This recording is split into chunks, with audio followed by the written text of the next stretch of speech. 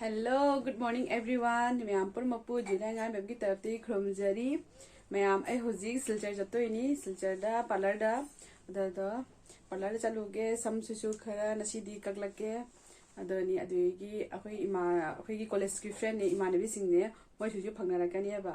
adoni mayam yegminasi silchar chalusi mayam pur mo yegminasi doni ai dum mathang du ucharake karke tawano hedo doni fare mayam chaminasi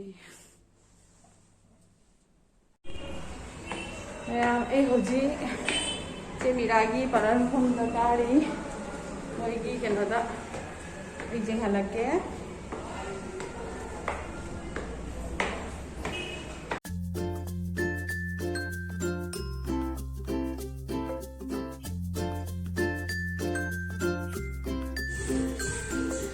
mayam ai hoji jaure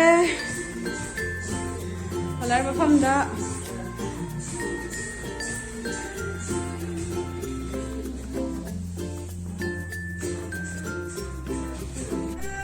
मैं हुजी threading हाना तो थोगे threading से तो थोगे कुछ भी याद है threading हाना तो थोगे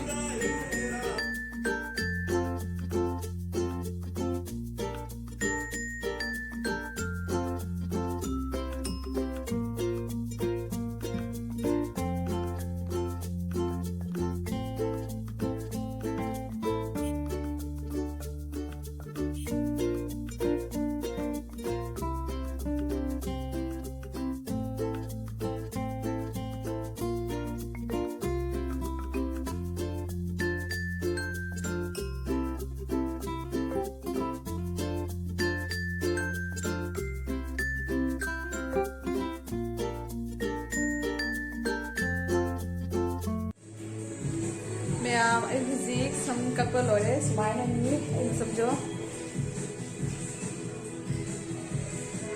masibjo smaino oire kak lore kakpadi ucha hodare ana smaino oire ina sabjo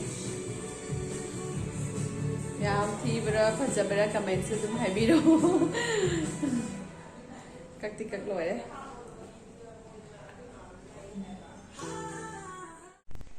mayam ai huji yumda yaure kaina hidi ina sai la ko khapai kai chum ucharaktere angang su kana tongna hona tawbado ga di adi jumda su mi la ieba ko adodana ekdam jamna khara busy oire adoni fai myam adodo ai kenom di haijage ai huji ne video se loidri myam skip tawduna loibo jimbiyo ba ko ai huji ngatang lerega mi sing myam korakpani pagi ne ai khir hoge to yeba ko adogi recipe do myam da su ai ucharake adoni fare myam yengminasi aina tawbodo mathang amuko adoni do fare myam amtang haibiro ai samsibu phajaira thi re khangdre hamra lahangi sangna dum thawambani ba mamang hanagi last year nate khara mamang da kakpa matam de samai amtene kakheba do matungda sangakpadegi kakjeba adoni समाइना ओइरै समसे फजैरा थी यदि खंगरे ma'am ने comments बु कई हाइबि रक्तै बा खंगदे थी रे फजरी रा मनै फरे म्याम जेगनेसी मथंग अमु म्याम आइगी केना तोबगी खीर होबगी मचन सिंगो सिगा लेरे असिगना चाहो लेरे असिगना काजू बादाम किशमिश लेरे असिगना केना तेजपत्ता असिगना संगोम सिंगो असिगना संगोम लेरे अदेगिदी घी लेरे अदेगिदी असिगी मिठाई मेचे जो हापतोइनी होरेन खीर होबदा अदो म्याम आई मथंग दुम तोबसिंग से उच्चरके दो म्याम यंगमिनसी होजी से चाहौ से इसिंग हापगा चामथोनी म्याम चाहौ से चामथोकना थम्मे होजी एगी हेजलनी घी तोतोइने बको घी तोसलगा ngahak thamdoini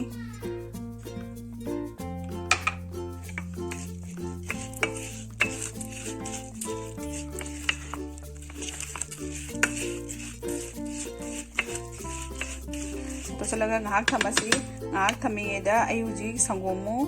sahalasi sangom lonba horasi ya huji sangom hejale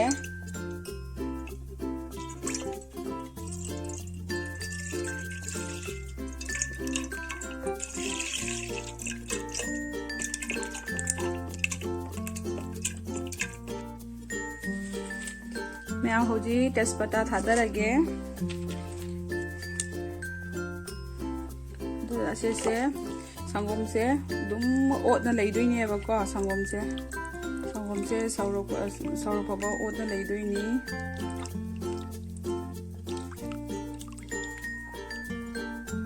ꯊꯥꯗꯣꯛꯇꯉꯩ ꯑꯣꯠꯇꯣꯏꯅꯤ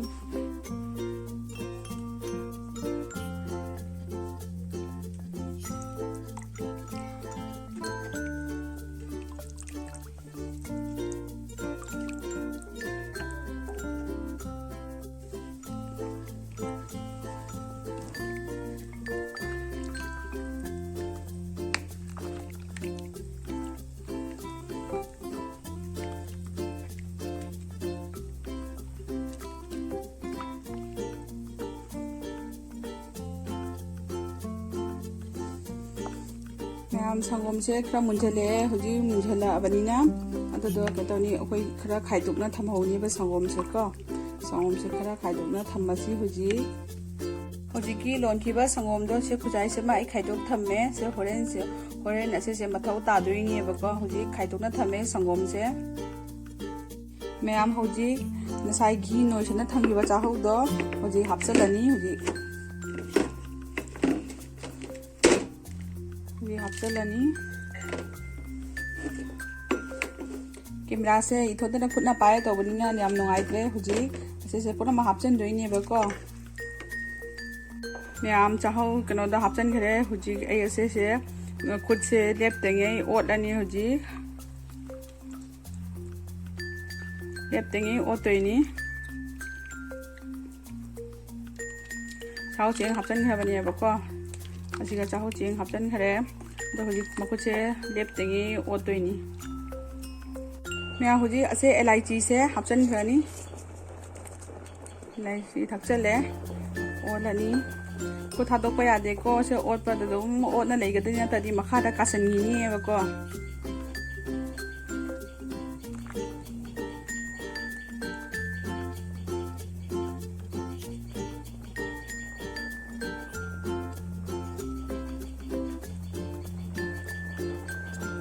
ꯃꯌꯥꯝ ꯈꯨꯠ ꯊꯥꯗꯣꯛꯇꯉꯩ ꯑꯣꯠꯄꯤꯌꯨꯀꯣ ꯍꯧꯖꯤꯛ ꯈꯔ ꯃꯨꯟꯊꯠꯂꯛꯇ꯭ꯔꯕꯅꯤ ꯃꯌꯥꯝ ꯊꯥꯡꯒꯠꯂꯒꯁꯨ ꯑꯗꯨꯝ ꯌꯦꯡꯕꯤꯌꯨ ꯆꯦꯡ ꯂꯩꯔꯤꯕ꯭ꯔꯥ ꯂꯩꯇ꯭ꯔꯤꯕ꯭ꯔꯥ ꯍꯥꯏꯅ ꯍꯥꯏꯗꯤ ꯆꯦꯡ ꯆꯪꯕ꯭ꯔꯥ ꯆꯪꯗꯕ꯭ꯔꯥ ꯍꯥꯏꯅ ꯑꯗꯣ ꯌꯦꯡꯒꯗꯅꯤ ꯆꯦꯛ ꯇꯧꯒꯗꯅꯤ ꯃꯌꯥꯝ ꯑꯩ ꯍꯧꯖꯤꯛ ꯁꯤꯒ ꯀꯥꯖꯨ ꯀꯤꯁꯃꯤꯁꯇꯣ ꯊꯥꯛꯆꯜꯂꯅꯤꯕꯀꯣ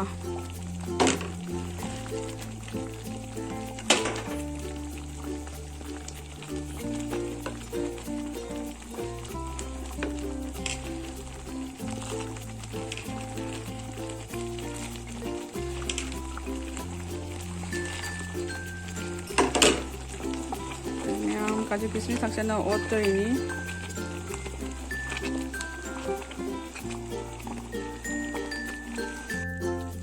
यहाँ ऊपर थातोक देंगे ओतियो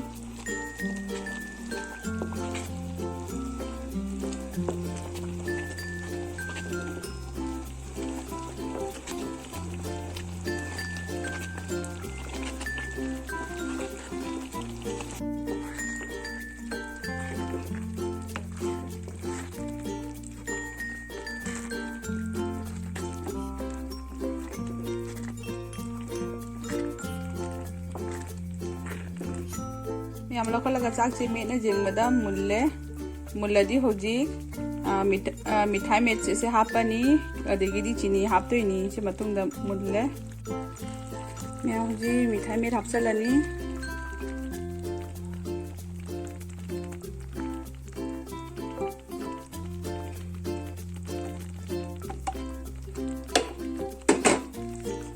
देखिए ओटलनी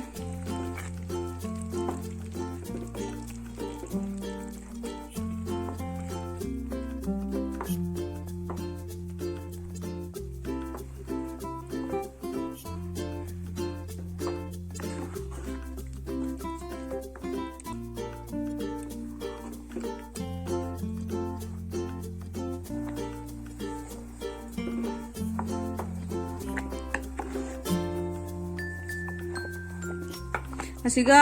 अमुबा खरा उरी उरी तौसे नसा अने एलाइची थाक्चखिबदो अदो सिंगदनिको एलाइची गे मरु करी करा सिंगदनी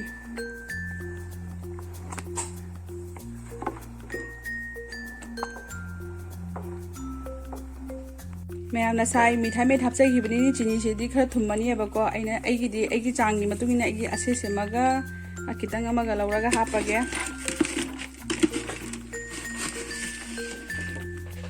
सिसेमा हापचरेको मैमदी माई माई अपाबनी क्या थुमना चानिंग खर चमना चानिंग हाइदोको अदुदी याम हेजना थुमना चाबसु पामदेबको खीर ओइजरगसु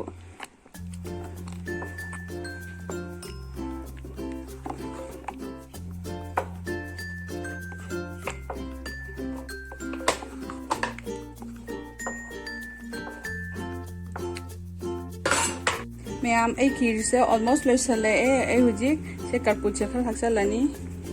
कर्पूज जाम नाते खितंग थाए मैम अपाम मीने थाक्पियु पामद मीने थाक्तसु जाएबको अदनी मैम लोरे ऐसे ओखाइदना हुजी इंधन बेगिदमक्ता ngahak इंधलगा थम्मनी खुमजंदना हुजी लोरे हुजी खुमजलगा थम्मनी से हुजी खुमजलगा थमे मैम इन संगोम खीर इंधनबदो सिग लेरे सुमाइना ओइरे हाय संगोम खीर इन इंधना थम्बदो दो नसा इन खाइदोप संगोम दोना सिग लेरे खंगाबा दो संगोम से हुजी असिसे हाइजन दोइने सिग खंगा मिक्स तौदोइनी मिक्स तौदोइनी तबी ना ओखाइ दोइनेबा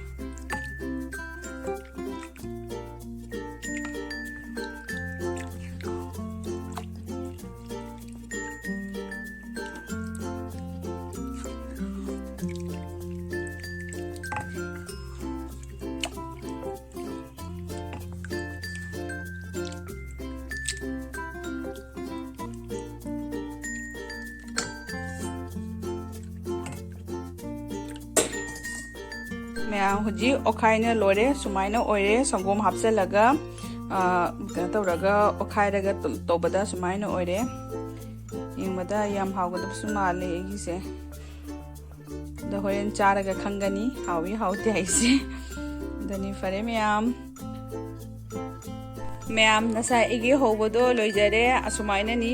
मिजुमदा मी सिंगसु कोइरेबा मोइदसु पिजरनी अदनी मैम असिगी निमकी सेगा खीर सेगा ओइना पिजरनी मैम दा दनी मैम एगी वीडियो से मतंग से दुम लोसलगे मैम ना नुंगाइ बिरगदी लाइक सब्सक्राइब शेयर तोबिरमु कमेंट्स से दुम हाइबिरउ करी करी तहनिंगबदो अदोइ तौजरके फरे मैम आई थमजरगे बाय।